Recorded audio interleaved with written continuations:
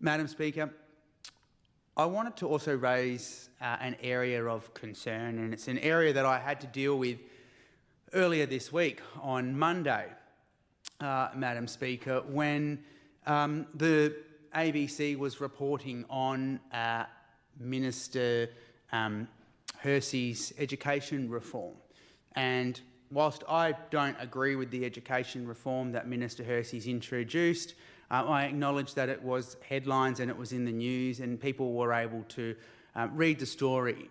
But what I don't understand and what I don't support and what we need to all stand up tonight and call out and make a stand, Madam Speaker, is the standard you walk past or the standard you scroll past on Facebook, on Instagram, on TikTok or whatever it is the standard that you accept. And as parliamentarians and people in the community who others look to for leadership, we should not be accepting the horrific comments that we are seeing on social media. We must never accept racial, hateful, derogatory comments that are not constructive in any way, shape or form to developing policy, to rolling out initiatives, whether we agree with them or not.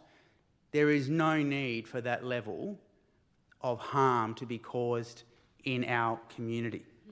And, Madam Speaker, our friends and our family members look to us as community members do. So we have a role to be leaders in that space.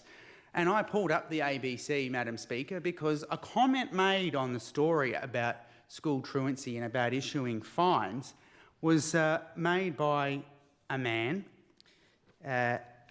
Dave Quinlan, who referred to Aboriginal people as people who needed a zookeeper. In no way, shape or form is that helpful. In no way, shape or form is that bridging the divide. In no way, shape or form is that helping our community move forward together. It's purely based to divide people. In no way, form is that supportive or not supportive of the minister's policies. It's got nothing to do with that. But people feel like they have the right to say that. And no one has the right to be a bigot or to be a racist. Be constructive, absolutely. Be informed, absolutely. But there is no need to get in the gutter and refer to people as animals or that they need a zookeeper rather than a truancy officer. It's absolutely appalling.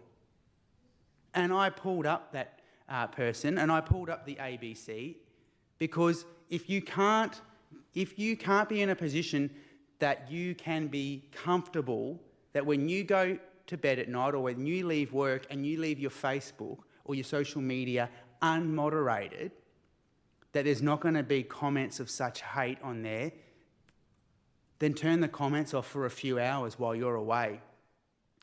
Because when you see that comment, it then invites other people to be just as hateful and just as cruel and just as unconstructive, and it further divides our community, Madam Speaker.